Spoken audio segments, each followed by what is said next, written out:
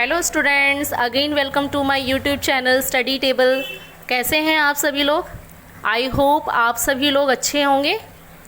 तो स्टूडेंट्स, कल किसी स्टूडेंट का मेरे पास मैसेज आया था कि मैम आप नेक्स्ट वीडियो अपलोड कीजिए, लेकिन कल मैं किसी अर्जेंट वर्क से बिज़ी थी। तो आज मैं एसएससी सीएचएसएल वाले स्टूडेंट्स के लिए वीडियो लेकर आई हूँ। और जैसा कि आप सभी लोग जानते होंगे कि एसएससी के 1 जुलाई से लेकर के 11 जुलाई तक एग्ज़ाम शुरू हो गए हैं और मैंने कुछ इम्पॉर्टेंट क्वेश्चंस लिखे हैं जो कि जुलाई में ये 1 जुलाई 2 जुलाई को पूछे गए हैं। जैसे कि आप देख सकते हैं इसमें कौन कौन से क्वेश्चन पूछे गए हैं। ये बहुत ही इम्पॉर्टेंट क्वेश्चन है। देख सकते हैं जो एसएससी सीएचएसएल के 1 जुलाई को एग्ज़ाम हुए थे उसमें ये बहुत ही इम्पॉर्टेंट क्वेश्चन पूछे गए हैं। जिससे पहला क्वेश्चन है, डॉक्टर एपीजे अब्दुल कलाम की आत्मकथा का क्या नाम है?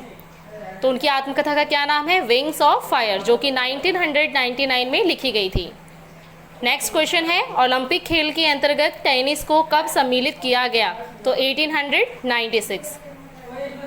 नेक्स्ट क्वेश्चन, गुलाब चंद कटारिया किस राज्य के राज्यपाल हैं? ये 2024 में इलेक्ट किए गए हैं, जो कहाँ के हैं? असम के हैं। नंबर 4 क्वेश्चन, भारत का राष्ट्रगान जो कि जनगण मन सभी जगह गाया जाता है, किसके द्वारा लिखा गया है? तो रविंद्रनाथ टैगोर जी के द्वारा। नंबर 5, बिस्मिल्लाह खान किस वाद्य यंत्र से संबंधित हैं? तो वो कौन सा वाद्य यंत्र बजाया करते थे? शहनाई। नंबर 6, आपातकाल के दौरान कौन से अनुच्छेद को ख़त्म नहीं किया जा सकता?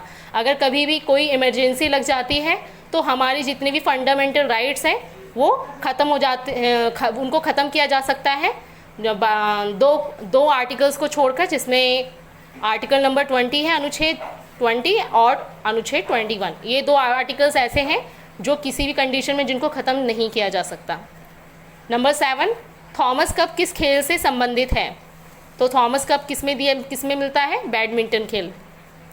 नंबर 8 क्वेश्चन, सुप्रीम कोर्ट कितने प्रकार की रिट जारी करता है?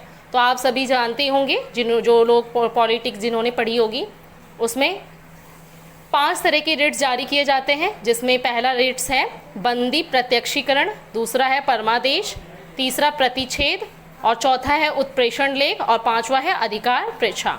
तो ये 5 तरह के रिट्स जारी किए जाते हैं सुप्रीम कोर्ट के द्वारा। नेक्स्ट क्वेश्चन 9 नंबर है, सोनल मानसिंह का नाम कौन से नृत्य से जुड़ा है? तो सोनल मानसिंह का नाम किससे जुड़ा है? ओडिसी। वो ओडिसी नृत्य करती हैं। नंबर 10, भारत में एशियाई खेलों की शुरुआत कब हुई? तो एशियाई खेलों की शुरुआत भारत से ही हुई थी, जो 1951 में हुई थी। और कहाँ पर हुई थी? ये नई दिल्ली में। नंबर 11, मणिपुर में कौन सा राष्ट्रीय पार्क है? तो मणिपुर में बहुत ही फेमस नेशनल पार्क है जिसका नाम है केबुल लामजाओ। और इसके अंदर एक झील भी है जिसका नाम है लोकटक झील, और इसे तैरता हुआ राष्ट्रीय उद्यान भी कहा जाता है। ठीक है, अब नेक्स्ट क्वेश्चन पर हम आते हैं। नंबर 2, इसमें जो ये वाला क्वेश्चन है ये रिपीटेड है। नेक्स्ट क्वेश्चन में आते हैं, सारे गामा पा की शुरुआत कब हुई थी? तो इसकी शुरुआत 1 मई 1995 को हुई थी और जो इसकी मेज़बानी थी वो सोनू निगम द्वारा की गई थी। ठीक है। Next 30 number question, Arya Samaj के संस्थापक कौन थे? तो दयानंद सरस्वती जी थे, जिन्होंने 1875 में इसकी स्थापना की थी। क्वेश्चन नंबर 14, रामकृष्ण मिशन की स्थापना किसने की थी? तो स्वामी विवेकानंद जी द्वारा की गई थी रामकृष्ण मिशन की स्थापना। और क्वेश्चन नंबर 15, प्लासी का युद्ध कब और किसके बीच हुआ? एसएससी के एग्ज़ाम्स में युद्ध से क्वेश्चन जरूर आ रहे हैं, तो इसमें जितने भी युद्ध हुए हैं उन सभी युद्ध को आप एक बार पढ़ के चले जाना। तो प्लासी का युद्ध देखिए 1757 में रॉबर्ट क्लाइव के नेतृत्व वाली ईस्ट इंडिया कंपनी और बंगाल के नवाब सिराजुद्दौला और उनकी फ्रांसीसी सेना के बीच में हुआ था। ठीक है। चिल्का झील किस राज्य में स्थित है? तो ओडिशा में है। नेक्स्ट क्वेश्चन, इंडिया विजन 2020 किसके द्वारा तैयार किया गया है? तो एसपी गुप्ता समिति के द्वारा। क्वेश्चन नंबर 18, राष्ट्रीय हरित प्राधिकरण एनजीटी के अध्यक्ष कौन है? जो अभी हाल ही में नए इलेक्ट किए गए हैं, इनका नाम है Adarsh Kumar Goyal. Question number 19, vitamin C का सामान्य नाम या रासायनिक नाम भी आप कह सकते हैं, क्या है? तो एस्कॉर्बिक एसिड। आप एक बार सारे विटामिन की केमिकल नेम याद करके जाना, बहुत इंपॉर्टेंट है। और आज विटामिन सी पूछ लिया गया है, कल को कोई दूसरा विटामिन ही पूछा जा सकता है। सवारी लोक नृत्य कहाँ का है? तो सवारी लोक नृत्य ओडिशा का है। मोआत्सु त्यौहार कौन सी जनजाति मनाती है? तो मोआत्सु जो त्यौहार है ये एओ जनजाति के द्वारा मनाई जाती है, जो कि कहाँ पर है? नागालैंड में है। नेक्स्ट क्वेश्चन 22 नंबर पे हम आ गए हैं।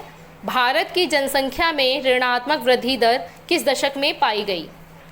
तो जैसा कि आपने पढ़ा होगा कि 1911 में और 1921 में क्या हुआ था, उस समय प्लेग और मलेरिया जैसी महामारी के कारण के बहुत से लोग मर रहे थे। तो उस समय पॉपुलेशन में हमने गिरावट दर्ज हुई थी।